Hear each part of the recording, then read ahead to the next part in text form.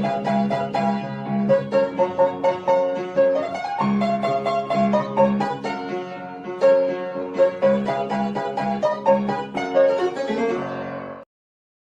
morning. Welcome to the online worship of LEF Royapuram. காலை வணக்கங்கள். LEF ராயபுரத்தினுடைய நேரடி ஒளிபரப்பிற்கு உங்களை வரவேற்கிறோம். Let us begin with prayer. ஜெபத்தோடு நாம் ஆரம்பிப்போம். Heavenly Father, we thank you and praise you for this wonderful opportunity you have given to us once again to worship you with your people. பரமபிதாவே, உம்முடைய ஜனங்களோடு உம்மை மறுபடியும் ஆராதிக்கும்படியாக நீர் கொடுத்திருக்கிற அருமையான தருணத்திற்காக நன்றியோடு உம்மை துதிக்கிறோம். We thank you for your promise that where 2 or 3 are gathered in your presence, you are present right there. உம்முடைய வாக்குத்தத்தம் எங்கே இருவரோ அதற்கு மேலாகவோ என்னுடைய நாமத்திலே கூடி இருக்கிறார்களோ அவர்கள் மத்தியில் இருப்பேன் என்று சொன்ன அந்த வாக்குத்தத்தத்துக்காக நன்றி. You have said, call unto me and I will show you great and mighty things which thou knowest not. நீர் சொன்னீர், என்னை நோக்கி கூப்பிடு, நீ அறியாததும் தெரியாதுமான பெரிய காரியங்களை செய்வேன். Thank you for all the deliverances and mercies that we have experienced. நாங்கள் அனுபவித்து வந்திருக்கிற எல்லா இரக்கங்களுக்காக விடுதலைகளுக்காக நன்றி. Through the trial of corona, you have been keeping us by your grace. கொரோனாவின் சோதனையின் ஊடாக உம்முடைய கிருபையினாலே எங்களை நீர் காத்து வருகிறீர். Thank you for the healing and deliverances you gave to so many of our people. எங்கள் ஜனங்கள் அநேகருக்கு நீர் கொடுத்த சுகத்திற்காக விடுதலைக்காக நன்றி. Continue to help those who are still sick. இன்னும் சுகவீனமாக இருப்பவர்களுக்கு தொடர்ந்து உதவி செய்யும். This morning we want the word of God to touch our hearts. இந்த காலையிலே தேவனுடைய வார்த்தை எங்கள் இருதயங்களை தொட வேண்டும். Words of men cannot help us. மனிதர்களுடைய வார்த்தைகள் எங்களுக்கு உதவி செய்ய முடியாது. But we come to you because we know you have the words of eternal life. நீரோ நித்திய ஜீவ வார்த்தைகளை வைத்திருக்கிறீர் என்று நாங்கள் அறிந்திருக்கிறோம். ஆகவே உம்மண்டை வருகிறோம். Hide us behind thy cross and you reveal thyself to us. என்னை எங்களை உம்முடைய சிலுவையின் பின்னால் மறைத்து நீர் உம்மை எங்களுக்கு வெளிப்படுத்தும். Bless every part of this worship. இந்த ஆராதனையின் ஒவ்வொரு பாகத்தையும் ஆசீர்வதியும். Let our singing and our worship, our prayers be acceptable to you. எங்களுடைய பாடல்கள், எங்கள் ஆராதனை, எங்களுடைய ஜெபங்கள் உமக்கு ஏற்றுக்கொள்ளக்கூடியதாக இருக்கட்டும். Be thou glorified. நீர் தாமே மகிமைப்பட்டருளும். I ask these blessings in your precious and holy name. இந்த ஆசீர்வாதங்களை உம்முடைய விலையேறப்பெற்ற பரிசுத்த நாமத்தில் நாங்கள் கேட்கிறோம். Amen. Amen. We'll have some singing and worship. Polly and Jeffrey will lead us in singing. இப்பொழுது நாம் கொஞ்ச நேரம் பாடல்கள் ஆராதனை கொள்வோம். பாலியும் ஜெஃப்ரியும் நம்மை அதில் வழி நடத்துவார்கள். ஆண்டவா பிரசன்னமாகி ஜீவன் ஊதி உயிர்ப்பியும் என்ற இந்த அருமையான பாடல் நாம் யாவரும் சேர்ந்து பாடுவோம்.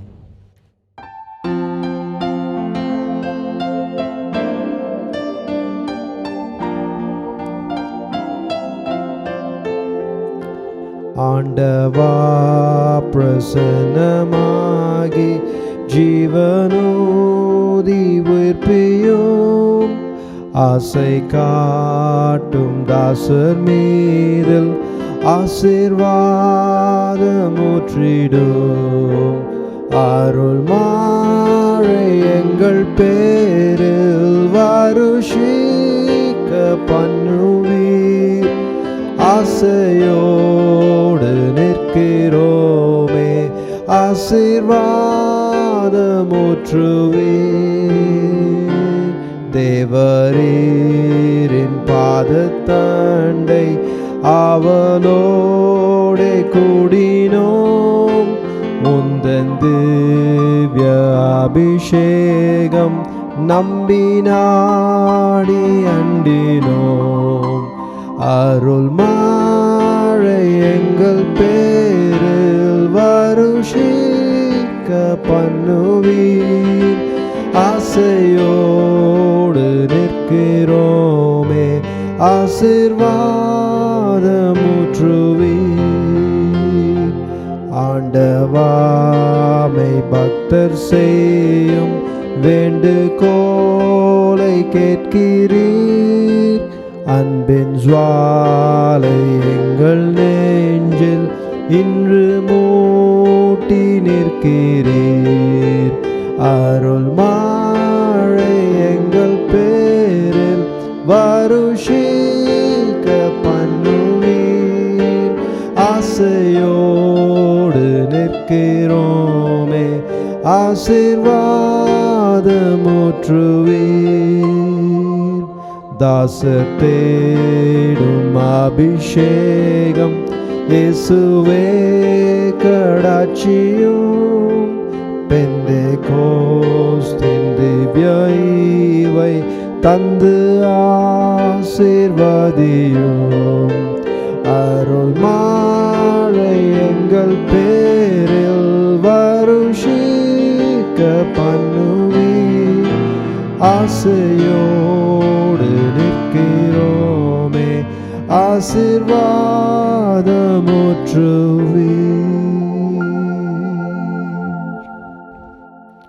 The scripture reading for today will be read to us by Sister Kiruba Jayaprakash. இந்த காலையிலே வாசிக்கும்படியாக தெரிந்து கொள்ளப்பட்ட வேத பாகத்தை நமக்கு சகோதரி கிருபா ஜெயபிரகாஷ் அவர்கள் வாசிப்பார்கள். வாசிக்கும்படியாக தெரிந்து கொள்ளப்பட்ட வேத பகுதி 1 கொரிந்தியர் 6ஆம் அதிகாரம் 1 முதல் 20 வசனங்கள் முடிய. உங்களில் ஒருவனுக்கு வேறொருவனோடே வழக்குண்டானால் வழக்காடும்படி அவன் பரிசுத்தவான்களிடத்தில் போகாமல் அநீதக்காரரிடத்தில் போக துணிகிறதென்ன? பரிசுத்தவான்கள் உலகத்தை நியாயம் தீர்ப்பார்கள் என்று அறியீர்களா? உலகம் உங்களால் நியாயம் தீர்க்கப்படுவதாயிருக்க அற்ப வழக்குகளை தீர்க்க நீங்கள் அபாத்திரரா? தேவ தூதர்களையும் நியாயம் தீர்ப்போம் என்று அறியீர்களா? அப்படி இருக்க இந்த ஜீவனுக்கு ஏற்றவைகளை நீங்கள் தீர்த்து கொள்ள கூடாதிருக்கிறது எப்படி? இந்த ஜீவனுக்கேற்ற வழக்குகள் உங்களுக்கு இருந்தால் தீர்ப்பு செய்கிறதற்கு சபையில் அற்பமாய் எண்ணப்பட்டவர்களை நியமித்துக் கொள்ளுங்கள். உங்களுக்கு வெட்கம் உண்டாகும்படி இதை சொல்லுகிறேன். சகோதரனுக்கும் உண்டான வழக்கை தீர்க்கத்தக்க விவேகி ஒருவனாகிலும் உங்களுக்குள் இல்லையா? சகோதரனோடே சகோதரன் வழக்காடுகிறான், அவிசுவாசிகளுக்கு முன்பாகவும் அப்படி செய்கிறான். நீங்கள் ஒருவரோடொருவர் வழக்காடுகிறது எவ்விதத்திலும் குற்றமாய் இருக்கிறது. அப்படி செய்கிறதை விட நீங்கள் ஏன் அநியாயத்தை சகித்துக் கொள்ளுகிறதில்லை? ஏன் நஷ்டத்தை பொறுத்து கொள்ளுகிறதில்லை? நீங்களே அநியாயம் செய்கிறீர்கள், நஷ்டப்படுத்துகிறீர்கள், சகோதரருக்கும் அப்படி செய்கிறீர்களே. அநியாயக்காரர் தேவனுடைய ராஜ்யத்தை சுதந்திரிப்பதில்லை என்று அறியீர்களா? வஞ்சிக்கப்படாதிருங்கள். வேசி மார்க்கத்தாரும் விக்கிரக ஆராதனைக்காரரும் விபசாரக்காரரும் சுய புணர்ச்சிக்காரரும் ஆண் புணர்ச்சிக்காரரும் திருடரும் பொருளாசைக்காரரும் வெறியரும் உதாசீனரும் கொள்ளைக்காரரும் தேவனுடைய ராஜ்யத்தை சுதந்திரிப்பதில்லை. உங்களில் சிலர் இப்படிப்பட்டவர்களாய் இருந்தீர்கள். ஆயினும் கர்த்தராகிய இயேசுவின் நாமத்தினாலும் நமது தேவனுடைய ஆவியினாலும் கழுவப்பட்டீர்கள், பரிசுத்தமாக்கப்பட்டீர்கள், நீதிமான்களாக்கப்பட்டீர்கள். எல்லாவற்றையும் அனுபவிக்க எனக்கு அதிகாரம் உண்டு.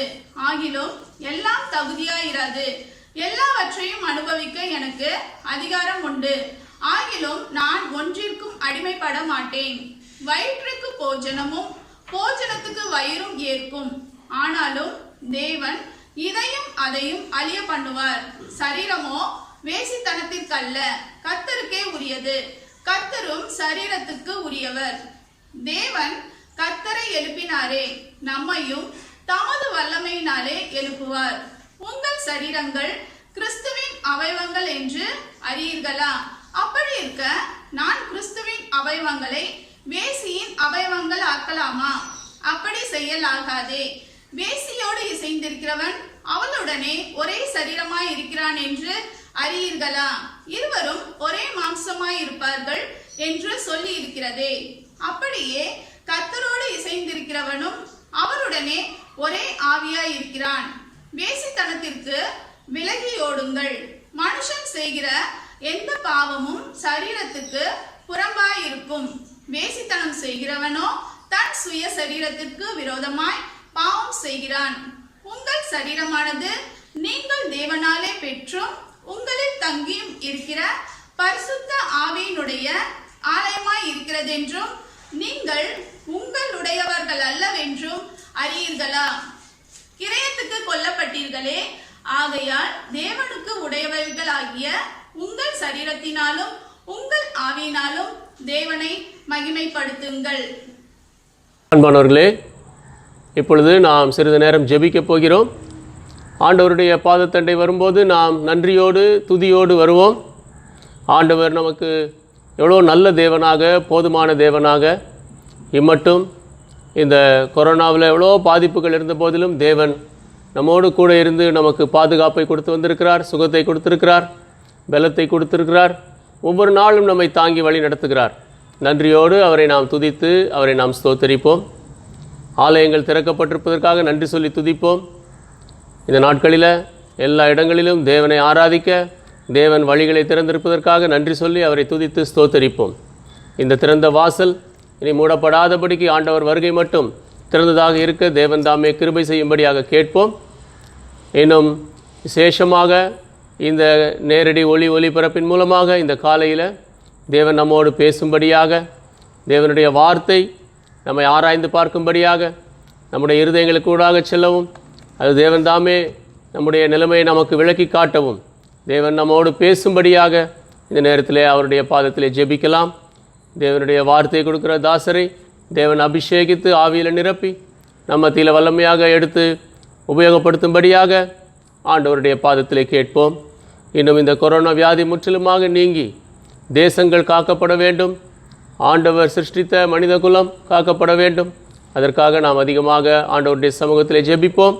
தேவன் தாமே தயவு கூர்ந்து இரக்கம் காட்டி இந்த வியாதியை முற்றிலுமாக இந்த தேசத்தை விட்டு, உலகத்தை விட்டு அப்புறப்படுத்தும்படியாக ஆண்டவருடைய பாதத்திலே கேட்போம். இப்பொழுது நம்முடைய சகோதரி திருமதி நத்தானியல் அவர்கள் நம்மை ஜெபத்திலே வழி நடத்துவார்கள். அன்புள்ள ஆண்டவரே, உடைய கிருபையினால் கொடுத்த இந்த நேரத்துக்காக நன்றியோட துதிக்கிறேன் சுவாமி. இந்த நாள் ஆண்டவரே மன மகிழ்ச்சியான நாள். நாங்கள் ஆண்டவரே உங்கள் பாதத்தில் ஆராதிக்க வந்திருக்கிறோம் சுவாமி. எங்களை ஆசீர்வதிங்க. ஆராதிக்கிற இதயம் அதிகமாக தாங்க சுவாமி. ஆண்டவரே, எவ்வளோ காரியங்களில் கொரோனா காலத்தில் சுவாமி ஆண்டவரே ஆலயங்களை மூடப்பட்டப்போ எங்களுக்கு எவ்வளோ கிருபையாக ஆண்டவரே உங்கள் வார்த்தை ஒவ்வொரு நாளும் ஜபம் எல்லாவற்றையும் எங்களுக்கு கிடைச்சது சுவாமி. அதுக்காக நன்றியுள்ள இதயத்தோடு நாங்கள் துதிக்கிறோம். தொடர்ந்து ஆண்டவரே உங்கள் பாதத்தில் நாங்கள் மன்றாடுறோம் சுவாமி. கிருபையாக ஆண்டவரே ஊழியக்காரர்கள் சொன்ன மாதிரி சுவாமி சீக்கிரமாக இந்த கொரோனாவை ஆண்டவரே ஆண்டவரே சீக்கிரமாக நிறுத்தி போடும் சுவாமி. எவ்வளோ தேவனே ராயபுரத்தில் நிற்க ஆண்டவரே எவ்வளோ உங்கள் பிள்ளைகளை பாதுகாத்து கொண்டீங்க சுவாமி. அதுக்காக நன்றியோடு துதிக்கிறோம். தேவனோட தகப்பனே உதவி செய்யுங்க சுவாமி. கிருபை காட்டுங்க. ஓ தேவனே, தொடர்ந்து உடைய பிரசன்னம் எங்களுக்கு தாங்க சுவாமி. ஆண்டவரே பாட்டு பாடி ஆராதிக்க எங்களுக்கு கிருபை கொடுங்க. தேவனோட தகப்பனே வாலிபர்களிலிருந்து ஜெபிக்க கிருபை கொடுங்க. ஆண்டவரே உடைய பிரசன்னம் தான் எங்களுக்கு வேணும் சுவாமி. தொடர்ந்து ஆண்டவரே தேவனே எங்கள் குடும்பங்களை ஆசீர்வதிங்க. டாக்டரை அம்மாவை அபிஷேகித்து ஆண்டவரே சபையை நிறுவனத்தை நடத்தி கொண்டு வருகிறீங்க சுவாமி. இந்த நாளில் எங்கள் ஊழியக்காரர் ஆண்டவரை அபிஷேகித்து வார்த்தை கொடுங்க. ஆண்டவரே சாயந்தர நேரத்தையும் ஆசீர்வதிங்க. தொடர்ந்து உங்களுடைய பிரசன்னம் வேணும் சுவாமி. ஆண்டவரே தொடர்ந்து எங்கள் குடும்பங்களில் ஆராதிக்கிற ஆண்டவரே தேவனே ஆசீர்வாதம் வேணும் சுவாமி. புதினாவே எங்களுக்கு தாங்க. கொடுத்த வாக்கு தத்தங்களுக்காக நம்ம நன்றியோடு துதிக்கிறோம். தொடர்ந்து ஜெபாவிட்டோம். இயேசுவின் நாமத்தில் கேட்கப்படுகிறோம் சுவாமி. இப்பொழுது நம் யாவரும் சேர்ந்து ரத்தம் ஜெயம் ரத்தம் ஜெயம் என்ற இந்த அருமையான பாடலை சேர்ந்து பாடுவோம் விசுவாசத்தோடு யாவரும் சேர்ந்து.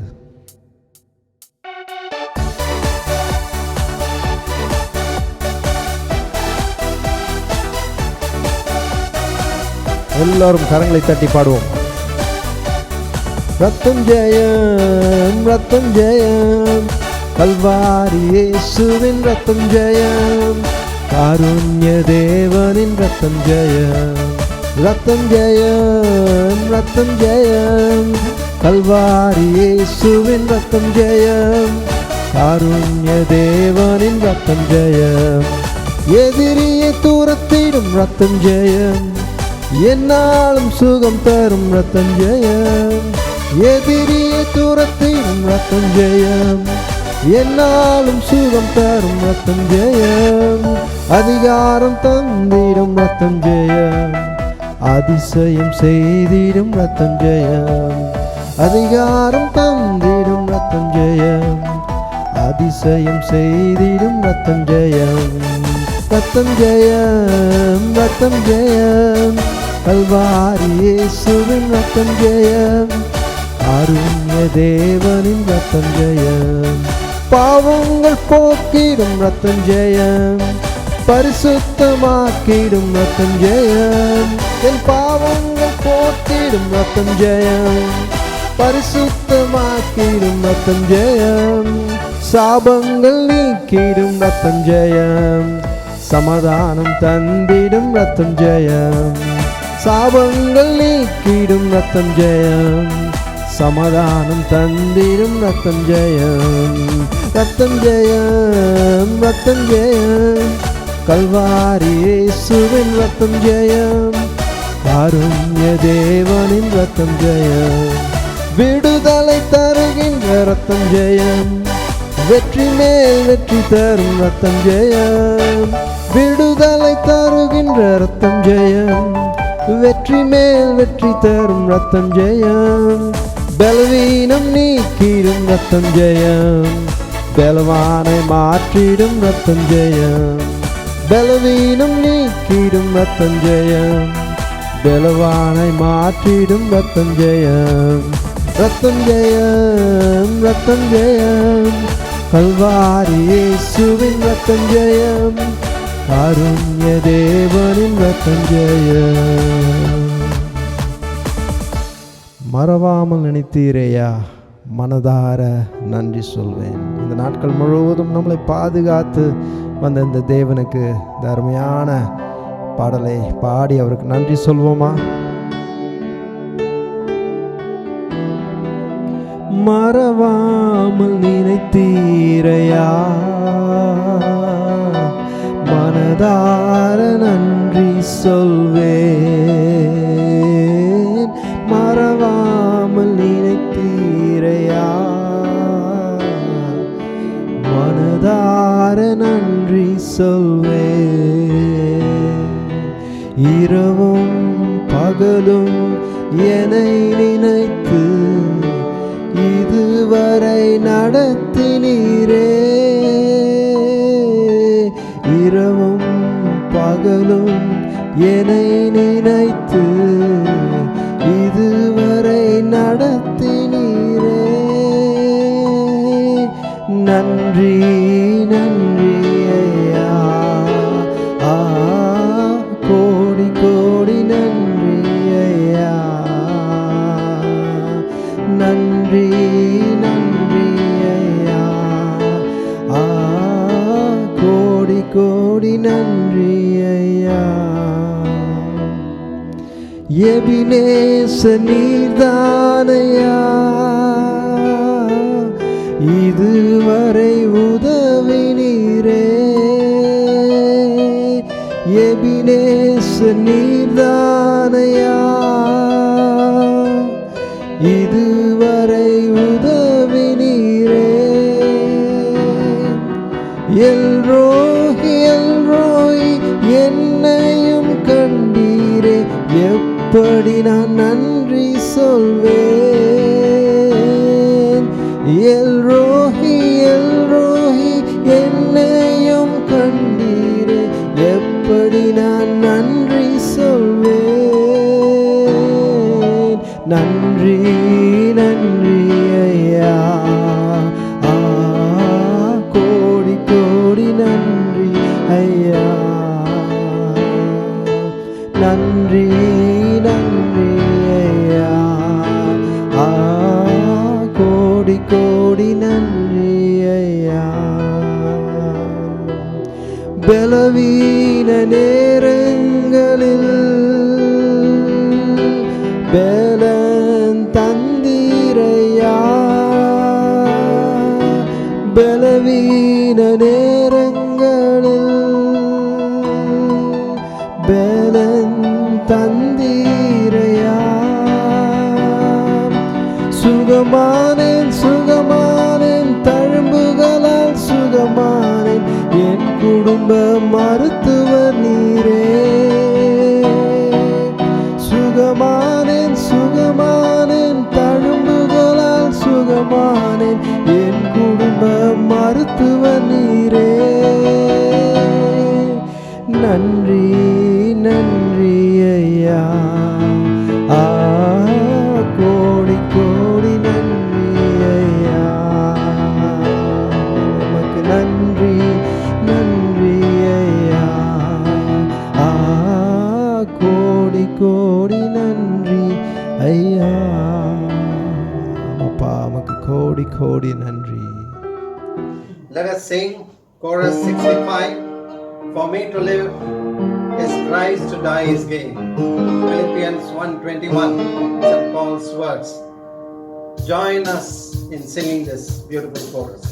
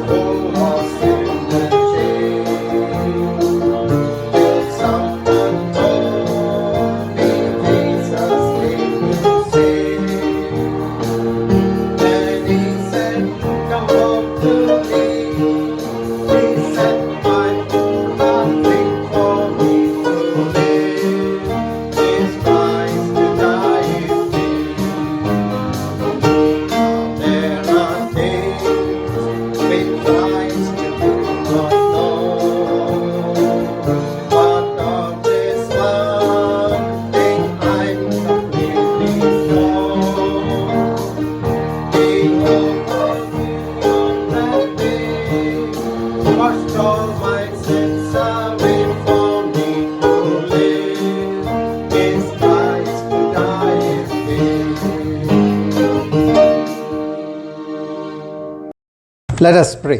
நாம் ஜெபிப்போம். Heavenly Father, we thank you and praise you for these beautiful songs and choruses that we have sung and worshipped you. பரமபிதாவே, நாங்கள் பாடி உம்மை ஆராதித்த இந்த அழகான பாடல்கள் பல்லவிகளுக்காக நன்றி சொல்லி துதிக்கிறோம். Thank you for reaching us out with your heavenly love. உம்முடைய பரலோக அன்பை கொண்டு எங்களை வந்து அடைந்தீரே, அதற்காக நன்றி. Thank you for the cross and the blood that you shed on Calvary. சிலுவைக்காக கல்வாரியிலே நீ சிந்திய இரத்தத்திற்காக நன்றி. I am not worthy to speak of this love. இந்த அன்பை குறித்து பேசுவதற்கு நான் பாத்திரவான் அல்ல. Lord, I thank you for the mercy and grace shown to an unworthy sinner like me. ஆண்டவரே, என்னை போன்ற அபாத்திரனான பாவிக்கு காட்டப்பட்ட இரக்கத்திற்காக கிருபைக்காக நன்றி சொல்லுகிறேன். Lord, we thank you for this wonderful gospel you have given to us to declare to the whole world. ஆண்டவரே, முழு உலகத்திற்கும் அறிவிக்கும்படியாக நீர் எங்களுக்கு கொடுத்திருக்கிற இந்த சுவிசேஷத்திற்காக நன்றி. Lord, we pray that more and more people may understand your truth and enter into your blessings. ஆண்டவரே, அநேக மக்கள் சத்தியத்தை அறிந்து கொண்டு உம்முடைய ஆசீர்வாதத்துக்குள்ளாக பிரவேசிக்கும்படியாக நாங்கள் ஜெபிக்கிறோம். Speak to our hearts through your word. உம்முடைய வார்த்தையின் மூலமாக எங்கள் இருதயங்களோடு பேசும். I ask these blessings in your precious and holy name. இந்த ஆசீர்வாதங்களை உம்முடைய விலையேறப்பெற்ற பரிசுத்த நாமத்தில் நான் கேட்கிறேன். Amen. Amen. Shall we turn to the portion of scripture we read this morning? இந்த காலையிலே நாம் வாசித்த வேத வாக்கியத்திற்கு திருப்புவோமா? 1 Corinthians 6 chapter. 1 கொரிந்தியர் 6ஆம் அதிகாரம்.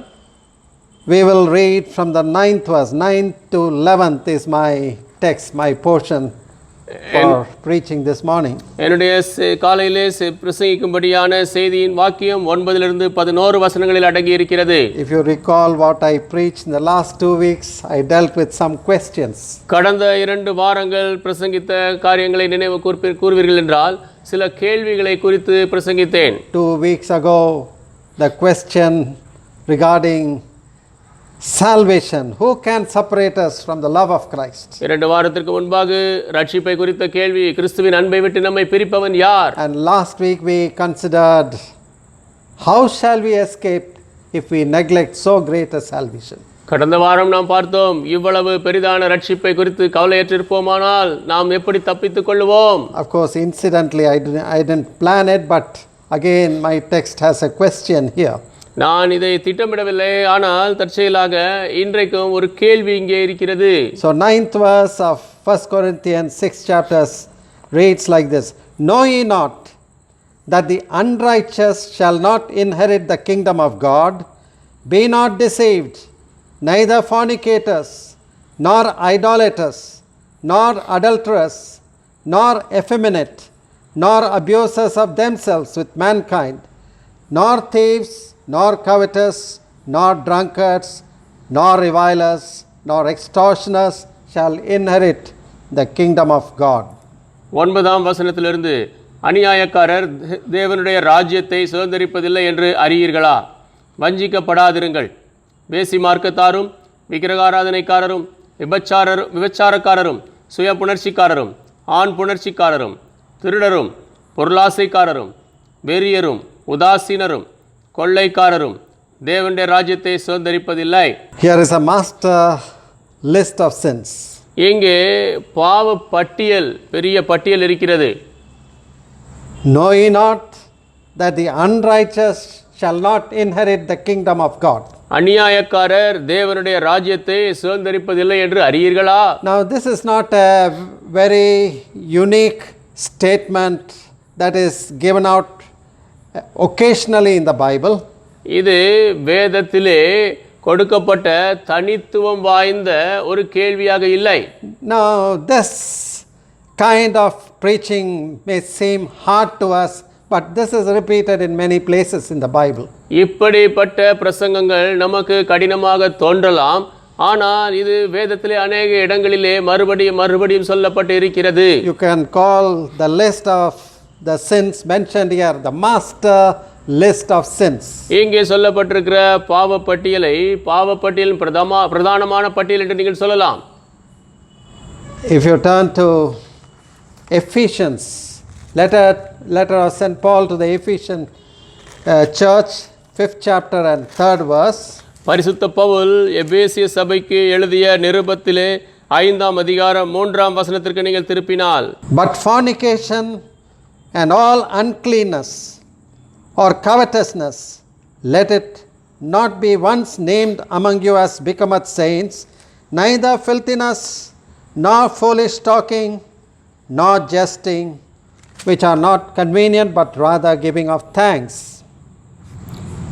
மேலும் பரிசுத்தவான்களுக்கு ஏற்றபடி வேசித்தனமும் மற்ற எந்த அசுத்தமும் பொருளாசையும் ஆகிய இவைகளின் பேர் முதலாய் உங்களுக்குள்ளே சொல்லப்படவும் கூடாது. அப்படியே வம்பும் புத்திஹீனமான பேச்சும் பரியாசமும் தகாதவைகள். If you read further, for this ye know that no whoremonger, nor unclean person, nor covetous man who is an idolater, hath any inheritance in the kingdom of Christ and of God. Let no man deceive you with vain words, for because of these things cometh the wrath of God upon the children of disobedience. தொடர்ந்து நீங்கள் படித்தால், விபச்சாரக்காரனாவது, அசுத்தனாவது, விக்கிரகாராதனைக்காரனாகிய பொருளாசைக்காரனாவது தேவனுடைய ராஜ்யமாகிய கிறிஸ்துவின் ராஜ்யத்திலே சுதந்திரம் அடைவதில்லை என்று அறிந்திருக்கிறீர்களே. இப்படிப்பட்டவைகளின் நிமித்தமாக கீழ்ப்படியாமையின் பிள்ளைகள் மேல் தேவ கோபாக்கினை வருவதால் ஒருவனும் உங்களை வீண் வார்த்தைகளினாலே மோசம் போக்காதபடிக்கு எச்சரிக்கையாயிருங்கள். So this advice or exhortation or warning to the Ephesian church is something that Paul gave to the Corinthian church. இந்த ஆலோசனை, எச்சரிப்பு, இந்த புத்திமதி எபேசிய சபைக்கு கொடுத்த பவுல் கொரிந்து சபைக்கும் கொடுக்கிறார். And if you still further see in the epistle of Paul to Galatian church, இன்னும் பவுல் கலாத்தியர் சபைக்கு எழுதிய நிருபத்தை பார்ப்பீர்கள் என்றால் 5th chapter 19th verse onwards, 5ஆம் அதிகாரத்திலே 19ஆம் வசனத்திலிருந்து, we see the list of the பட்டியல் works of the flesh. மாம்சத்தின் கிரியைக்குரிய பட்டியல்களை பார்க்கிறோம்.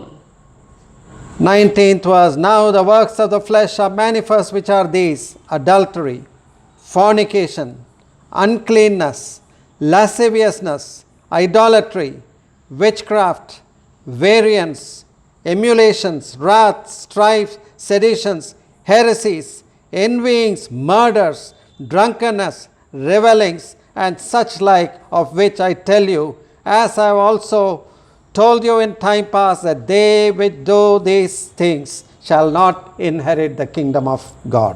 19ஆம் வசனத்திலிருந்து மாம்சத்தின் கிரியைகள் வெளியரங்கமாய் இருக்கின்றன. அவையாவன: விபச்சாரம், வேசித்தனம், அசுத்தம், காமவிகாரம், விக்கிரக ஆராதனை, பில்லி சூனியம், பகைகள், விரோதங்கள், வைராக்கியங்கள், கோபங்கள், சண்டைகள், பிரிவினைகள், மார்க்கபேதங்கள், பொறாமைகள், கொலைகள், வெறிகள், களியாட்டுகள் முதலானவைகளே. இப்படிப்பட்டவைகளை செய்கிறவர்கள் தேவனுடைய ராஜ்யத்தை சுதந்தரிப்பதில்லை என்று முன்னே நான் சொன்னது போல இப்பொழுதும் உங்களுக்கு சொல்லுகிறேன். Now, when a text or a subject is repeated constantly in the scripture, வேதத்திலே ஒரு வாக்கியம், ஒரு பொருள் தொடர்ந்து மறுபடியும் சொல்லப்படும் என்றால், it shows that the Holy Spirit puts an emphasis. இது எதை காட்டுகிறது என்றால், பரிசுத்த ஆவியானவர் இதை வலியுறுத்துகிறார். I want to make 2-3 comments on this scripture. இந்த வேத வாக்கியத்தை குறித்து 2-3 காரியங்களை நான் சொல்ல விரும்புகிறேன். Coming back to 1 Corinthians 6th chapter, 1 கொரிந்தியர் 6ஆம் அதிகாரத்திற்கு திரும்பி வருவோம். the middle of 9th verse, St. Paul gives an exhortation: be not deceived. 9ஆம் வசனத்தின் மத்தியிலே பரிசுத்த பவுல் அங்கே ஒரு எச்சரிப்பை சொல்லுகிறார்: வஞ்சிக்கப்படாதிருங்கள். That means அதாவது there are many people who are into a great deception. அநேக மக்கள் பெரிய வஞ்சகத்திற்குள்ளாக இருக்கிறார்கள் என்று அர்த்தம். What do they think? அவர்கள் என்ன யோசிக்கிறார்கள்? I can live as I like, நான் விரும்பியபடி நான் ஜீவிப்பேன், but still enjoy God's blessings. இன்னும் தேவனுடைய ஆசீர்வாதத்தை அனுபவிப்பேன். Today, this kind of watered down gospel, it is not really a gospel. இன்றைக்கு இப்படிப்பட்ட மலிவாய் போன சுவிசேஷம், இது உண்மையான சுவிசேஷம் அல்ல. It is a corruption of the gospel. இது கெட்டுப்போன ஒரு சுவிசேஷத்தின் நிலைமையாக இருக்கிறது. You can live as you like. விரும்பியபடி நீங்கள் ஜீவிக்கலாம். You can follow your own lifestyle. உங்கள் சொந்த வாழ்க்கை முறையை பின்பற்றலாம். Sometimes in the internet or YouTube or news channel, you listen to interviews. சில நேரங்களிலே இன்டர்நெட்டிலே, யூடியூபிலே, நியூஸ் சேனல்களிலே சில இன்டர்வியூக்களை நீங்கள் பார்க்கிறீர்கள். No, I have not heard of homosexual church in India or Chennai. இந்தியாவிலே அந்த ஓரின புணர்ச்சி கொண்ட சபையை குறித்து நான் கேள்விப்பட்டதில்லை. But such kind of church and pastors are there who promote or who stand for homosexuality, lesbianism and all kinds of free lifestyle. அப்படிப்பட்ட சபையிலே இருக்கக்கூடிய போதகர்கள், அப்படிப்பட்ட சபைகள் அவர்கள் இந்த ஆண் புணர்ச்சி குறித்தோ பெண்ணோடு பொன் புணர்வை குறித்தோ அப்படிப்பட்ட வாழ்க்கை முறை குறித்து பெருமை அடிக்கிறார்கள். So their chief argument is God is a God of love. அவர்களுடைய பிரதானமான விவாதம் எல்லாம் தேவன் அன்பின் தேவன். God accepts you as you are. நீங்கள் எப்படி இருக்கிறீர்களோ அப்படியே உங்களை தேவன் ஏற்றுக்கொள்ளுகிறார். So God does not reject anybody. God invites everybody. தேவன் யாரையும் புறக்கணிப்பதில்லை, எல்லாரையும் வரவேற்கிறார். But there is a catch in those words. ஆனால் அந்த வார்த்தைகளிலே ஒரு முக்கியமான காரியம் இருக்கிறது. No doubt God loves you. God invites everyone. தேவன் உங்களை நேசிக்கிறார், எல்லாரையும் வரவேற்கிறார், சந்தேகம் இல்லைதான். But He invites you to leave your sins and come to a holy life. ஆனால் அவரோ உங்கள் பாவத்தை விட்டு ஒரு பரிசுத்த ஜீவியத்திற்குள்ளாக வரும்படியாக அழைக்கிறார். So St. Paul knew something of that, probably in the Corinthian church. Yes, we know that there was immorality, idolatry and so many other vices in the Corinthian church. கொரிந்திய சபையிலே சில இப்படிப்பட்ட காரியங்கள் இருந்திருக்க கூடும். அதை பரிசுத்த பவுல் அறிந்திருந்தார். அங்கே சில சன்மார்க்க சீர்கேடுகள் சில காரியங்கள் இருந்திருக்கிறது. Maybe some Christians were compromising. They said, after all, everybody is doing it. There is nothing wrong. ஒருவேளை சில கிறிஸ்தவர்கள் இந்த பிழைகளோடு ஒத்து போயிருக்கலாம். எல்லாரும் செய்கிறார்கள், தவறில்லை என்று சொல்லி இருக்கலாம். Today, young people have become addicts to immorality, pornography. இன்றைக்கு வாலிபர்கள் சன்மார்க்க சீர்கேட்டிற்கு அந்த ஆபாச படங்களுக்கு அடிமைகளாக இருக்கிறார்கள். Through the filth and uncleanness that come through the internet. அந்த அசுத்தத்தின் மூலமாக இன்டர்நெட் மூலமாக அவைகள் எல்லாம் வருகிறது. The mind is corrupt. மனது கெட்டு போகிறது. They cannot concentrate on anything. அவர்களால் எதிலுமே கவனம் செலுத்த முடிவதில்லை. So what do we see? Rapes, crimes, murders. நாம் என்ன பார்க்கிறோம்? கற்பழிப்புகள், குற்றங்கள், கொலைகள். But Paul is saying, be not deceived. ஆனால் பவுல் சொல்லுகிறார், வஞ்சிக்கப்படாதிருங்கள். People who live such a lifestyle and do not change, don't expect to enter into the kingdom of God. அப்படி வாழ்க்கை முறையை மாற்றிக் கொள்ளாமல் தங்களுடைய வாழ்க்கையிலே முறையிலே வாழ்கிற மக்கள் தேவனுடைய ராஜ்யத்திற்குள் பிரவேசிப்பார்கள் என்று எதிர்பார்க்காதீர்கள். So there is a great deception, and this kind of deception may be present in churches also. அங்கே பெரிய வஞ்சகம் இருக்கிறது. இப்படிப்பட்ட வஞ்சகங்கள் ஒருவேளை சபையிலும் இருக்கலாம். So it is a pity that when you go into prisons, you find Daniel and Peter and some of the common Christian names. ஆகவேதான் நீங்கள் சிறைச்சாலைக்கு போனால் அங்கே பேதுரு, அங்கே தானியேல் என்று பொதுவான கிறிஸ்தவ பெயர்களை கொண்ட மக்கள் எல்லாம் சிறையிலே கைதிகளாக இருப்பதை பார்க்கிறீர்கள். அது பரிதாபம். Oh, they have a nominal kind of religion.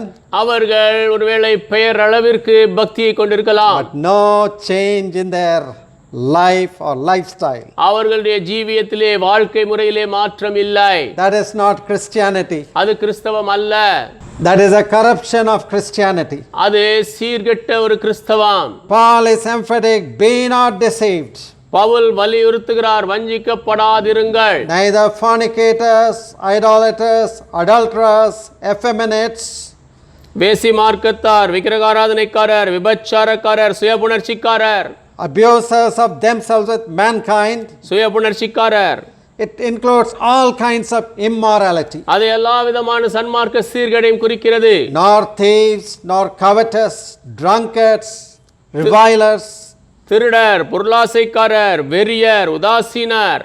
Don't be deceived. Don't think that you can continue in such a lifestyle and such sins and still enjoy God's love and God's blessings. வஞ்சிக்கப்படாதிருங்கள். அப்படிப்பட்ட வாழ்க்கை முறையிலே வாழ்ந்து கொண்டு பாவத்திலே வாழ்ந்து கொண்டு தேவனுடைய அன்பையும் தேவனுடைய ராஜ்யத்தையும் அனுபவிக்கலாம் என்று யோசிக்காதீர்கள். Now I come to my second comment. நான் என்னுடைய இரண்டாவது மேற்கோளுக்கு வருகிறேன். Paul says these people will not inherit the kingdom of God. Pavul சொல்லுகிறார், இந்த ஜனங்கள் தேவனுடைய ராஜ்யத்தை சுதந்தரிப்பதில்லை. What is the kingdom of God? தேவனுடைய ராஜ்யம் என்றால் என்ன? It is a realm where God is king. தேவனே ராஜாவாக இருக்கக்கூடிய ஒரு இடம். And you become a member of the family of God. நீங்கள் தேவனுடைய குடும்பத்தின் அங்கத்தினராகி வருகிறீர்கள். Do you know that you could be a citizen of heaven? நீங்கள் பரலோகத்தின் குடிமகனாக முடியும் என்று உங்களுக்கு தெரியுமா? As well as be a citizen of this country. அதோடு சேர்த்து இந்த தேசத்தின் குடிமகனாகவும் இருக்க முடியும். I am a citizen of India. நான் இந்திய குடிமகன். I am proud to be an Indian. நான் இந்தியன் என்று சொல்வதிலே பெருமைப்படுகிறேன். But still, when I leave this world, I have got an assurance that I have a citizenship in another country, that is heaven, because of what Jesus did for me on the cross. ஆனாலும் நான் இந்த உலகத்தை விட்டு போகும் பொழுது எனக்கு பரலோகம் என்று சொல்லக்கூடிய இன்னொரு இடத்திலே குடிமதிப்பு உண்டு. அது இயேசு எனக்காக சிலுவையிலே செய்த காரியத்தின் மூலமாக கொடுக்கப்பட்டது. So we have to take care and see how we can be a member of this wonderful kingdom of God. எப்படி இந்த அருமையான தேவனுடைய ராஜ்யத்தின் அங்கத்தினர் ஆக முடியும் என்பதை நாம் பார்த்து கொள்ள வேண்டும். We know that unrighteous people, unholy people, unclean people cannot be a member of this kingdom. அசுத்தமானவர்கள், பரிசுத்தம் இல்லாதவர்கள், அநீதியானவர்கள் இந்த ராஜ்யத்திற்குள்ளாக பிரவேசிக்க முடியாது என்று நமக்கு தெரியும். But then who can become a member of this kingdom? ஆனால் யார் இந்த ராஜ்யத்தின் அங்கத்தினராக முடியும்? So for a little light, let us turn to the gospel according to John. கொஞ்சம் வெளிச்சம் பெறும்படியாக யோவான் எழுதிய சுவிசேஷத்துக்கு திருப்பலாம். And 3rd chapter. 3ஆம் அதிகாரம். In the dialogue or conversation Jesus has with this religious man Nicodemus, we get so much of truth regarding the kingdom of God. இயேசு இந்த அந்த பக்தியுள்ள மனிதனாகிய நிக்கோதேமோடு கொண்ட உரையாடல் மூலமாக நாம் கொஞ்சம் காரியங்களை விளங்கிக் கொள்கிறோம். Nicodemus came to Jesus at night secretly to ask certain things about his doubt. நிக்கோதேமு இயேசுவிடத்திலே இரவிலே ரகசியமாக வந்து தன்னுடைய சந்தேகங்கள் சில காரியங்களை கேட்டார். He was not a wicked man, he was not a unclean man or adulterer or all these sins that are mentioned would not have been found in Nicodemus. அவர் பொல்லாத மனிதர் அல்ல, விபச்சாரக்காரர் அல்ல, அசுத்தன் அல்ல. இந்த பட்டியலில் சொல்லப்பட்ட எல்லா விதமான பாவங்கள் நிக்கோதேமிலே காணப்படாமல் இருந்திருக்கலாம். He appeared to be a religious moral man. ஒரு சன்மார்க்கமான பக்திமானை போல தோன்றினார். But that didn't make him the citizen of the kingdom of God. ஆனால் அது அவரை தேவனுடைய ராஜ்யத்தின் குடிமகன் ஆக்கவில்லை. So Jesus had to tell Nicodemus in the 3rd verse of 3rd chapter. ஆகவே 3ஆம் அதிகாரம் 3ஆம் வசனத்தில் இயேசு நிக்கோதேமுக்கு இப்படியாக சொல்ல வேண்டியிருந்தது. Jesus answered and said unto him, Verily, verily, I say unto thee, except a man be born again, he cannot see the kingdom of God. இயேசு அவனுக்கு பிரதியுத்தரமாக, ஒருவன் மறுபடியும் பிறவாவிட்டால் தேவனுடைய ராஜ்யத்தை காண மாட்டான் என்று மெய்யாகவே மெய்யாகவே உனக்கு சொல்லுகிறேன் என்றார். To give the emphasis, he repeats again in the 5th verse. இதை வலியுறுத்தி சொல்லும்படியாக 5ஆம் வசனத்திலே மறுபடியும் சொல்லுகிறார். Jesus answered, Verily, verily, I say unto thee, except a man be born of water and of spirit, he cannot enter the kingdom of God. இயேசு பிரதியுத்தரமாக, ஒருவன் ஜலத்தினாலும் ஆவியினாலும் பிறவாவிட்டால் தேவனுடைய ராஜ்யத்தில் பிரவேசிக்க மாட்டான் என்று மெய்யாகவே மெய்யாகவே உனக்கு சொல்லுகிறேன். So in order to become a part of this kingdom, you need to be born again. இந்த ராஜ்யத்தின் ஒரு பங்கு வகிக்கும்படியாக நீங்கள் மறுபடியும் பிறக்க வேண்டும். Without this new birth, you cannot see the kingdom of God. You cannot enter the kingdom of God. இந்த புதிய பிறப்பு இல்லாதபடி தேவனுடைய ராஜ்யத்தை நீங்கள் பார்க்கவும் முடியாது, தேவனுடைய ராஜ்யத்துக்குள்ளாக பிரவேசிக்கவும் முடியாது. Nicodemus had lots of doubt. How can a man be born again? Does he have to enter again into the mother's womb and be born again? நிக்கோதேமுக்கு அநேக சந்தேகங்கள் இருந்தது. எப்படி ஒரு மனிதன் மறுபடியும் பிறப்பான், தாயினுடைய கர்ப்பத்திற்குள்ளாக மறுபடியும் போய் மறுபடியும் பிறப்பானோ என்று கேட்டார். So Jesus had to explain the work of the Holy Spirit. இயேசு பரிசுத்த ஆவியினுடைய கிரியையை அவருக்கு விவரிக்க வேண்டியிருந்தது. Dear friends, when you are exposed to the word of God, அன்பான நண்பர்களே, தேவனுடைய வார்த்தை உங்களுக்கு வெளிப்படும்போது, the word of God is a searchlight to search our hearts. தேவனுடைய வார்த்தை நம்முடைய இருதயத்தை ஆராய்ந்து பார்க்கக்கூடிய ஒரு விளக்கு. As a medical student, I came to study in the Madras Medical College from Port Blair, Andamans. ஒரு மருத்துவ மாணவனாக சென்னை மருத்துவக் கல்லூரியிலே படிக்கும்படியாக போர்ட் பிளேர் அந்தமானிலிருந்து நான் சென்னைக்கு வந்தேன். I was just a nominal Christian and I thought I was a Christian and I was much better than many other fellows. நான் ஒரு பெயர் கிறிஸ்தவனாக இருந்தேன். நான் யோசித்தேன், நான் ஒரு கிறிஸ்தவன், மற்ற அநேக கிறிஸ்தவர்களை காட்டிலும் நல்லவன் தான் என்று யோசித்தேன். But as I sat under the word of God in the fellowship and preaching of God's servants, suddenly God's light shone in my heart. ஆனால் நான் சகவாசத்திலே தேவனுடைய வார்த்தையின் கீழாக அமர்ந்து தேவனுடைய ஊழியக்காரர்களுடைய பிரசங்கத்தை கேட்டபொழுது திடீரென்று தேவனுடைய அந்த ஆராய்ந்து பார்க்கும் வெளிச்சம் என்னுடைய இருதயத்திலே வந்தது. The first thing I realized how terrible a sinner I was. நான் உணர்ந்து கொண்ட முதலாவது காரியம், நான் எப்பேற்பட்ட பயங்கரமான பாவி. My sins appeared so evil and I appeared so defiled and unclean. என்னுடைய பாவங்கள் மிகவும் பொல்லாததாக தெரிந்தது. நான் அருவருக்கத்தக்க அசுத்தனாக தீட்டுள்ளவனாக காணப்பட்டேன். And as I repented, I was led to look at the cross where Jesus died for me and paid for my sins. நான் மனம் திரும்பிய பொழுது இயேசு எனக்காக மரித்து என்னுடைய பாவத்திற்காக கிரயம் செலுத்திய சிலுவையை பார்க்கும்படி சொல்லப்பட்டேன். Dear friends, this new birth is available to anybody. அன்பான நண்பர்களே, இந்த புதிய பிறப்பு எல்லாருக்கும் இருக்கிறது. You don't have to pay any money. நீங்கள் எந்த பணம் செலுத்த வேண்டியதில்லை. You don't have to make great pilgrimages. பெரிய பாத யாத்திரைகள் எல்லாம் போக வேண்டியதில்லை. Right wherever you are, when you understand the sinfulness of your nature and humble yourself and ask Jesus to forgive you and cleanse you. நீங்கள் எங்கே இருந்தாலும் அங்கே உங்களை தாழ்த்தி இயேசு உங்களை மன்னிக்கும்படியாக நீங்கள் கேட்கும்போது Jesus cleanses you and forgives you. இயேசு உங்களை கழுவி உங்களை மன்னிக்கிறார். What happens? என்ன நேரிடுகிறது? Your life becomes new. உங்கள் ஜீவியம் புதிதாகிறது. Your old nature, old desires, they go away. பழைய சுபாவம் எல்லாம் போய் விடுகிறது. Yes, formerly I could not read the Bible. If I read for 2-3 minutes, I thought I had read lots. முன்பு என்னால் வேதத்தை படிக்க முடியாது. 2-3 நிமிடம் படித்தால் அதிகமாக படித்து விட்டதை போல யோசிப்பேன். I would just say the Lord's Prayer before I sleep. நான் படுப்பதற்கு முன்பாக அந்த பரமண்டல ஜெபத்தை மாத்திரம் சொல்லுவேன். Oh, I thought that was I was very good in prayer. நானோ அதனாலே ஜெபத்திலே மிகவும் நன்றாக இருக்கிறேன் என்று யோசித்தேன். But it was only after the Lord began to speak to me, I delighted in studying God's word and praying and waiting in God's presence. ஆனால் ஆண்டவர் என்னோடு பேச ஆரம்பித்த பிற்பாடு மாத்திரமே தேவனுடைய வார்த்தையை படிப்பதிலே, தேவ சமூகத்திலே காத்திருப்பதிலே களி கூர்ந்தேன். Now what does the word of God say? தேவனுடைய வார்த்தை என்ன சொல்லுகிறது? 2 Corinthians 5th chapter 2 கொரிந்தியர் 5ஆம் அதிகாரம் and 17th verse. 17ஆம் வசனம். Therefore if any man be in Christ, he is a new creature. All things are passed away, behold, all things are new. இப்படி இருக்க ஒருவன் கிறிஸ்துவுக்குள் இருந்தால் புது சிருஷ்டியாய் இருக்கிறான், பழையவைகள் ஒழிந்து போயின, எல்லாம் புதிதாயின.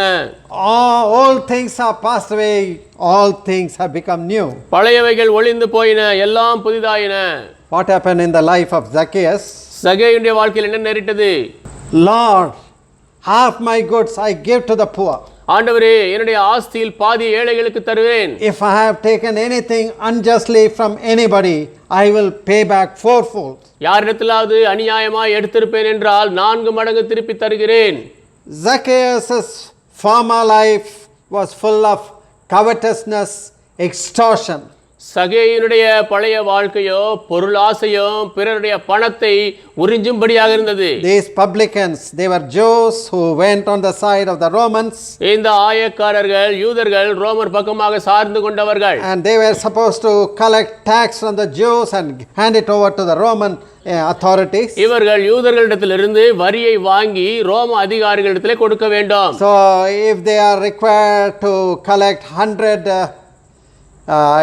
in present day currency, it may be something else, but they would collect 300, 400 and pocket the amount excess to their own account.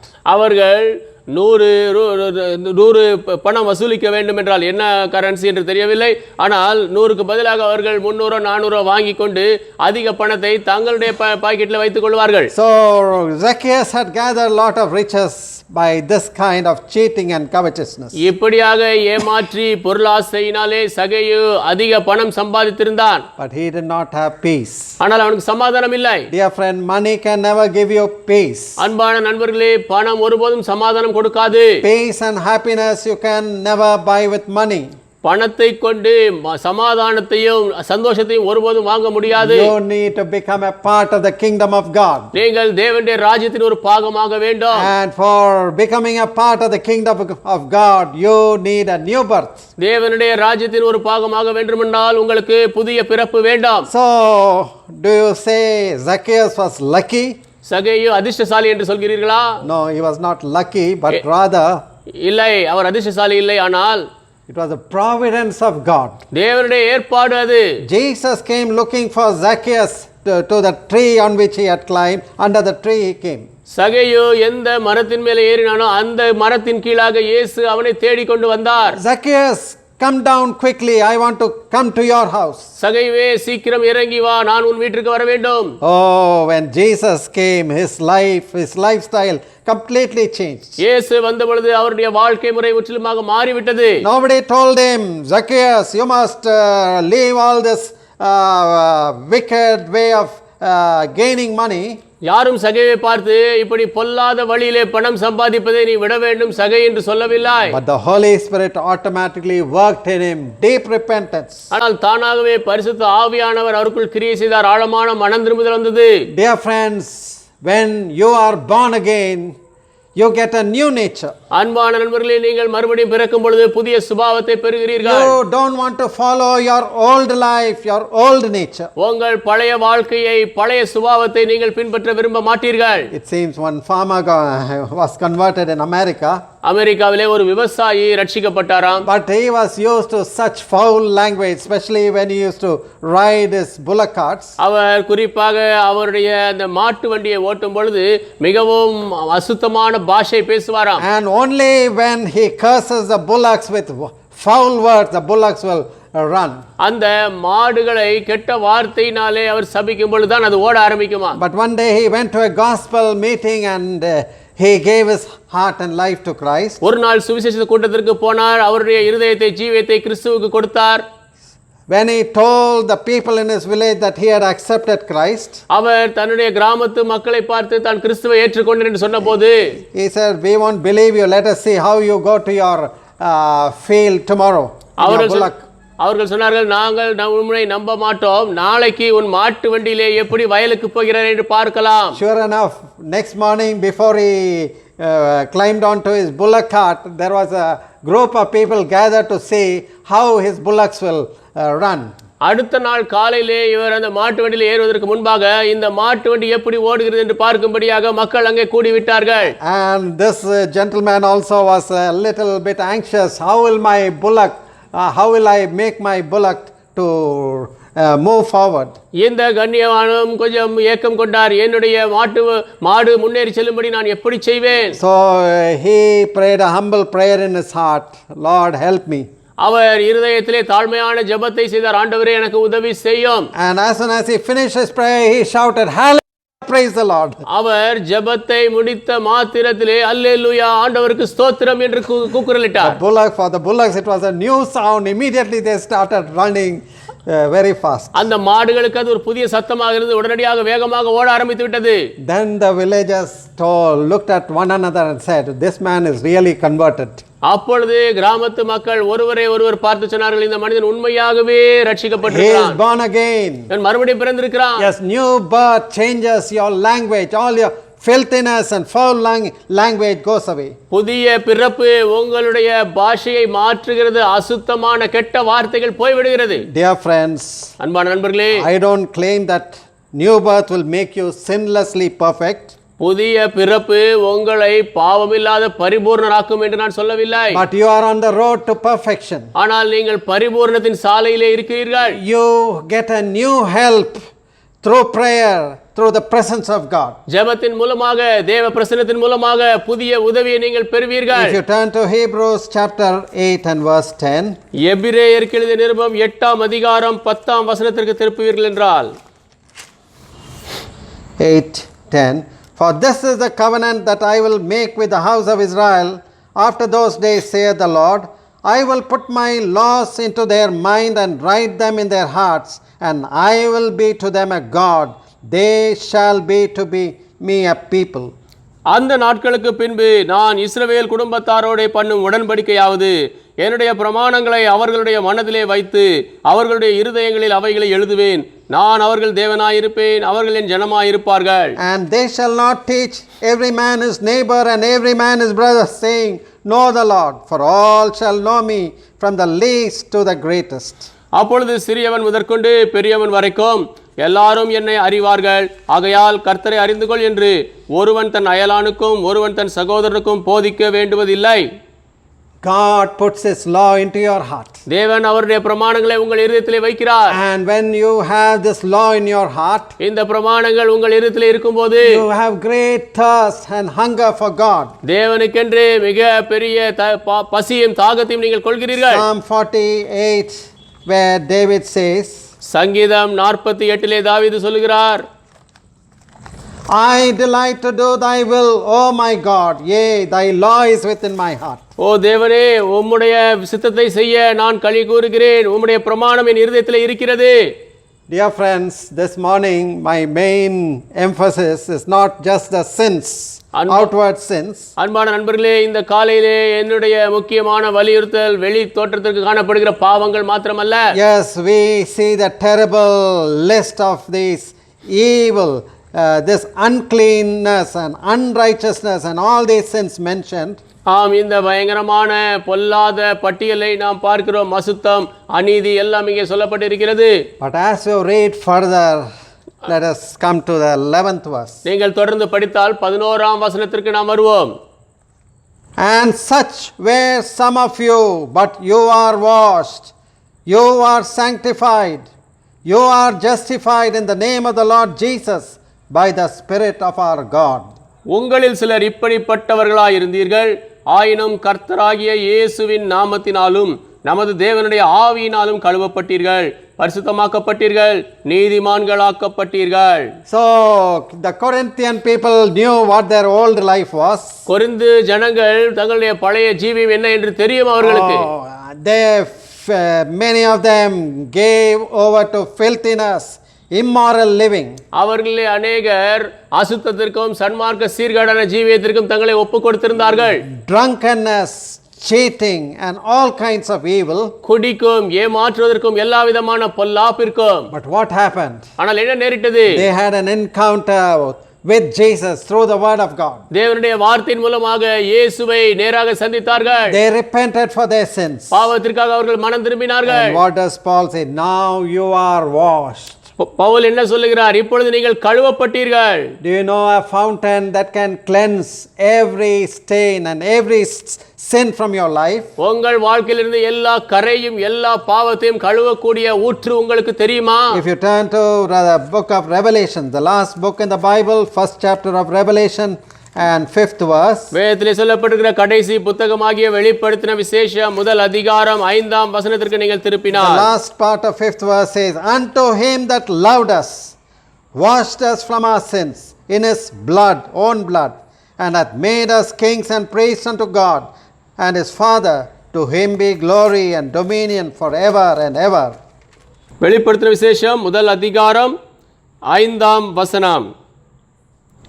உண்மையுள்ள சாட்சியும் மரித்தோரிலிருந்து உதர் பிறந்தவரும் பூமியின் ராஜாக்களுக்கு அதிபதியுமாகிய இயேசு கிறிஸ்துவினாலும் உங்களுக்கு கிருபையும் சமாதானமும் உண்டாவதாக.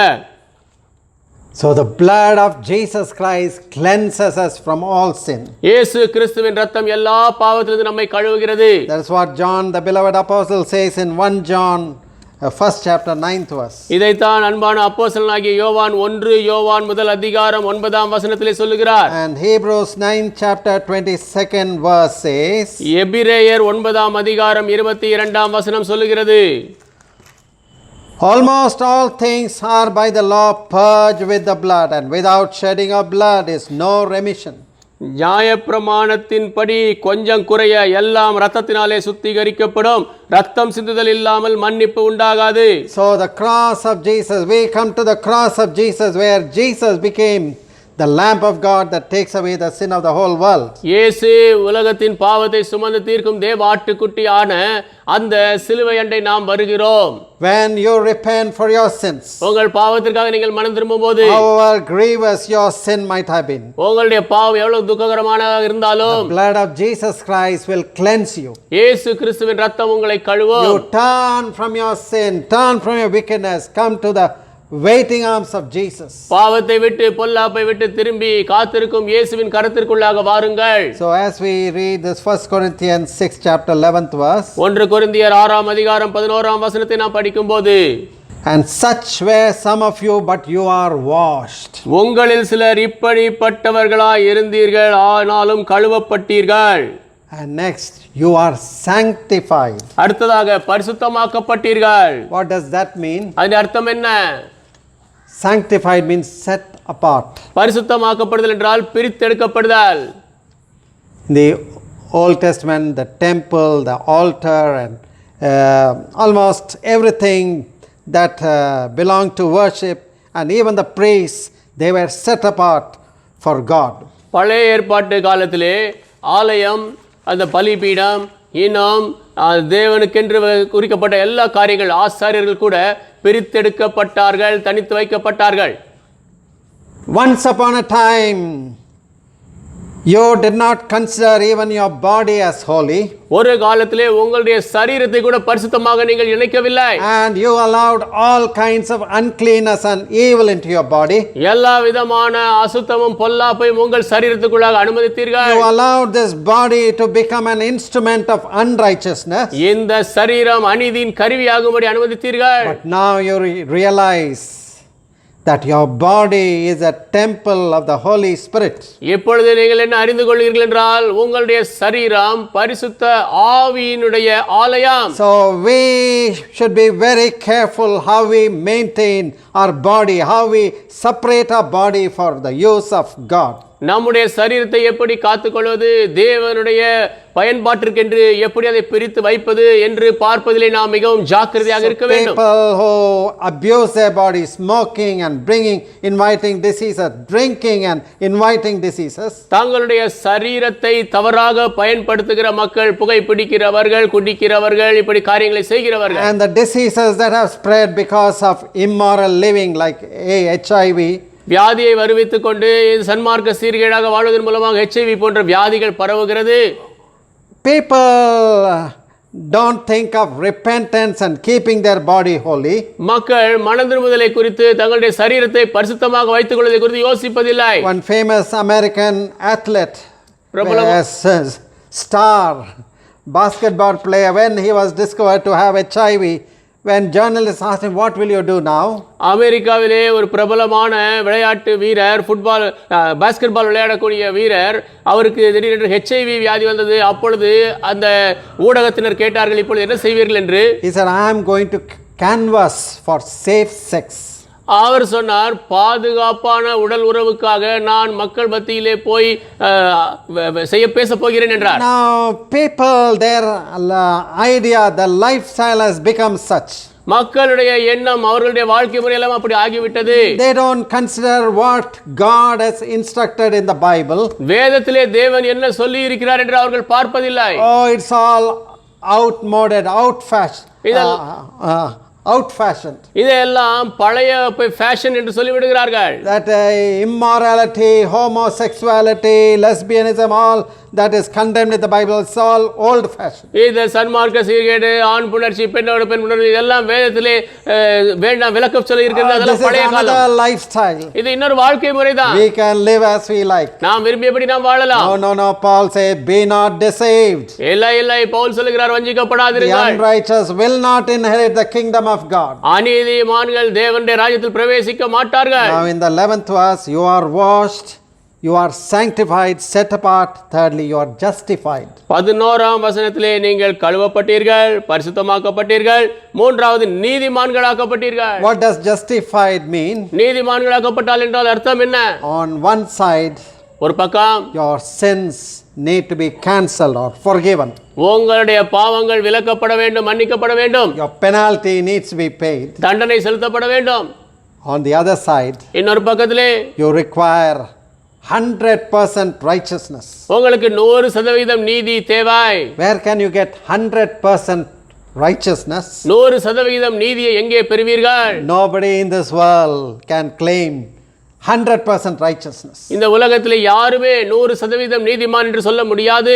Even the best person in his thoughts, he will be unclean. He would have sinned in his thoughts. மிகச் சிறந்த நபர் கூட தன்னுடைய சிந்தனையிலே அசுத்தனாக பாவம் செய்திருக்க கூடும். The only person who has 100% righteousness is the Lord Jesus. 100% நீதியை கொண்ட ஒரே நபர் நம் ஆண்டவராகிய இயேசு கிறிஸ்து. So when we repent for our sins and invite him into our lives, நம் பாவத்திற்காக நாம் மனம் திரும்பி அவரை நம் ஜீவியத்திற்குள்ளாக வரவேற்கும் போது, he took our penalty upon himself on the cross. நம்முடைய தண்டனையை சிலுவையிலே அவர் தம்மேலே ஏற்றுக்கொண்டார். And he not only forgives us, நம்மை மன்னிப்பது மாத்திரமல்ல, he transfers his righteousness to us. அவருடைய நீதியை நமக்கு அவர் கொடுக்கிறார். When we repent and believe and receive Christ into our hearts. நாம் மனம் திரும்பி விசுவாசித்து கிறிஸ்துவை நம் இதயத்தில் ஏற்றுக்கொள்ளும் போது, So that is what is born again. Christ comes to dwell in our hearts. அதுதான் மறுபடியும் பிறப்பது என்றால் அர்த்தம். கிறிஸ்து நம்முடைய இதயத்திலே வாசம் செய்ய வருகிறார். God sees Christ's righteousness கிறிஸ்துவின் நீதியை தேவன் பார்க்கிறார். and says, you are not condemned, you are righteous. அப்போ பிற்பாடு சொல்லுகிறார், நீ ஆக்கினைக்கு உட்படவில்லை, நீ நீதிமான், You are my beloved. நீ எனக்கு அன்பானவன், You are my son, you are my daughter. நீ என்னுடைய குமாரன், என் குமாரத்தி. And finally, I want to close with one more verse. கடைசியில் இன்னொரு வசனம் சொல்லி முடிக்க The விரும்புகிறேன். book of Ephesians, 5th chapter. எபேசியருக்கு எழுதிய நிருபம் 5ஆம் அதிகாரம் 5th chapter and 6th verse. 5ஆம் அதிகாரம் 6ஆம் வசனம். Let no man deceive you with vain words, for because of these things cometh the wrath of God upon the children of disobedience. இப்படிப்பட்டவைகளின் நிமித்தமாக கீழ்ப்படியாமையின் பிள்ளைகள் மேல் தேவ கோபாக்கினை வருவதால் ஒருவனும் உங்களை வீண் வார்த்தைகளினாலே மோசம் போக்காதபடிக்கு எச்சரிக்கையாயிருங்கள். Be not ye therefore partakers with them.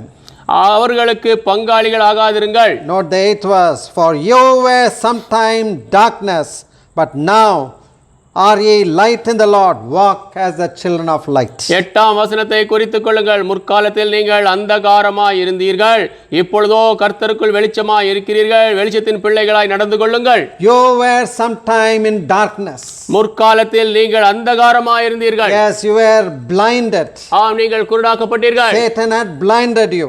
சாத்தான் உங்களை குருடாக்கி இருந்தான். You were drinking in the sin and iniquity. நீங்கள் பாவத்திலும் அக்கிரமத்திலும் குடித்துக் கொண்டிருந்தீர்கள். You gloated in your uncleanness and unrighteousness. உங்களுடைய அசுத்தத்திலும் அநீதியிலும் மிதந்தீர்கள். But when you have come to light, ஆனால் வெளிச்சத்துக்குள்ளாக வந்தபோது turn from your sins பாவத்தை விட்டு திரும்பி and receive Jesus Christ into your heart, இயேசு கிறிஸ்துவை உங்கள் இருதயத்தில் ஏற்றுக்கொண்ட போது you are born again. நீங்கள் மறுபடியும் Your பிறக்கிறீர்கள். lifestyle changes. வாழ்க்கை முறை மாறுகிறது. You hate the sins that you loved before. முன்பு நேசித்த பாவத்தை வெறுப்பீர்கள். You love to please God. தேவனை பிரியப்படுத்த So விரும்புவீர்கள். Paul exhorts these Christians at Ephesus, walk as the children of light. எபேசிய கிறிஸ்தவர்களுக்கு பவுல் புத்தி சொல்லுகிறார், வெளிச்சத்தின் பிள்ளைகளாக. Dear friends, we are surrounded by lot of temptations. அன்பான நண்பர்களே, அநேக சோதனைகளினாலே நாம் சூழப்பட்டு We இருக்கிறோம். may face many trials and temptations. அநேக சோதனைகளை நாம் சந்திக்கலாம். But if you take the help of God, ஆனால் தேவ உதவியை நீங்கள் எடுத்துக்கொண்டால் you will be able to overcome these trials and temptations. இந்த சோதனைகளையும் பரீட்சைகளையும் உங்களால் மேற்கொள்ள முடியும். You can walk as the children of light. நீங்கள் வெளிச்சத்தின் பிள்ளைகளாக நடக்க முடியும். Your words, your deeds will be a testimony to others. உங்களுடைய வார்த்தைகள், உங்களுடைய கிரியைகள் மற்றவர்களுக்கு சாட்சியாக இருக்கும். Jesus said, let your light so shine before men that they may see your good works and glorify the Father which is in heaven. இயேசு சொன்னார், உங்களுடைய வெளிச்சமானது மக்கள் முன்பாக பிரகாசிக்கட்டும், அதன் மூலமாக அவர்கள் உங்கள் நற்கிரியைகளை பார்த்து பரலோகத்தில் இருக்கும் உங்கள் பிதாவை மகிமைப்படுத்துவார்கள். Do you desire to inherit this wonderful kingdom?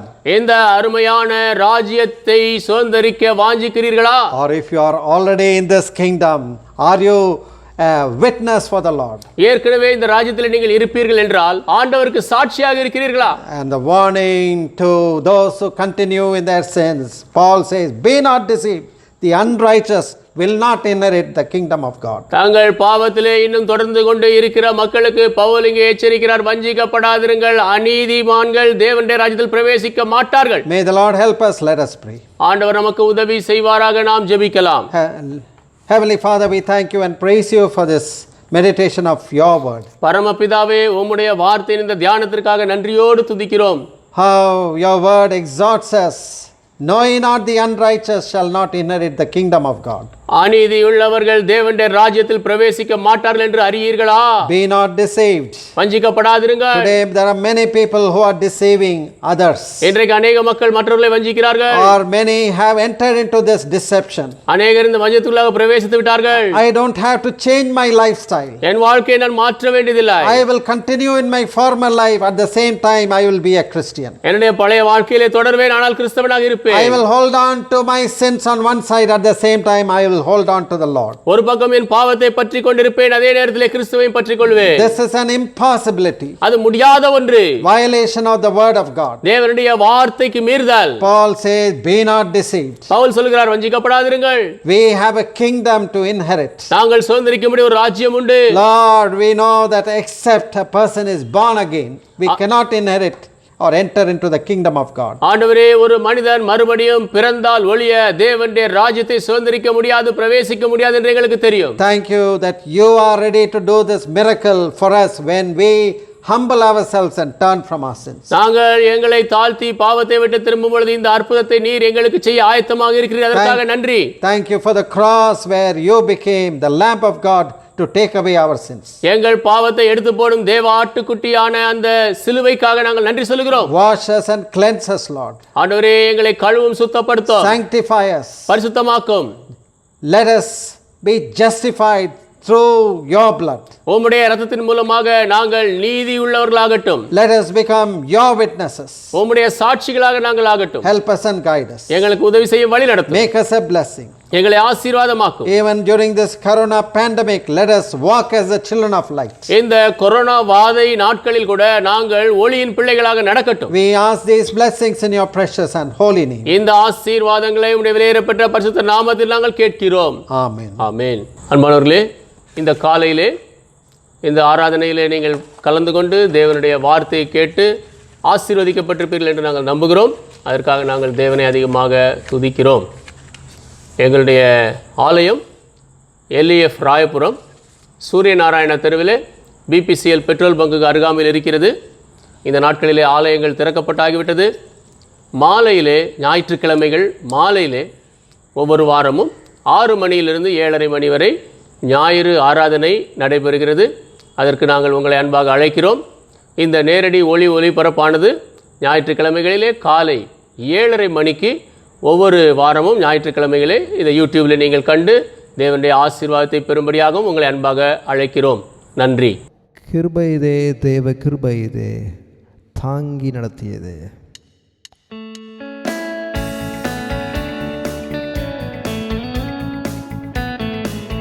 எல்லாரும் சேர்ந்து உற்சாகமாய் கிருபைதே, தேவ கிருபைதே, தாங்கி நடத்தியதே. இயேசுவிலே பொன்னேசரிலே அகமகிழ்ந்தே நாம் ஆனந்திப்போம். இயேசுவிலே பொன்னேசரிலே அகமகிழ்ந்தே நாம் ஆனந்திப்போம். ஆருயிரன்பராய் எங்களுடனே ஜீவிய பாதையிலே இயேசுபரன். ஆருயிரன்பராய் எங்களுடனே ஜீவிய பாதையிலே இயேசுபரன். அனுதினமும் வழி நடந்தே அவரது நாமத்தில் காத்தனரே. அனுதினமும் வழி நடந்தே அவரது நாமத்தில் காத்தனரே. கிருபையிலே, தேவ கிருபையிலே, தாங்கி நடத்தியதே.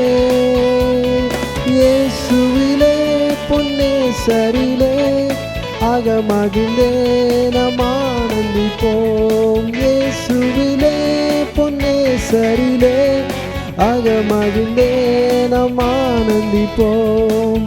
நல்ல போராட்டம் போராடி ஜெயித்தே நித்திய ஜீவனை நாம் பெற்றிடவே. நல்ல போராட்டம் போராடி ஜெயித்தே நித்திய ஜீவனை நாம் பெற்றிடவே. விசுவாசத்தில் நிலைத்திடுவோம், அசையாத அழைப்பினை காத்து கொள்வோம்.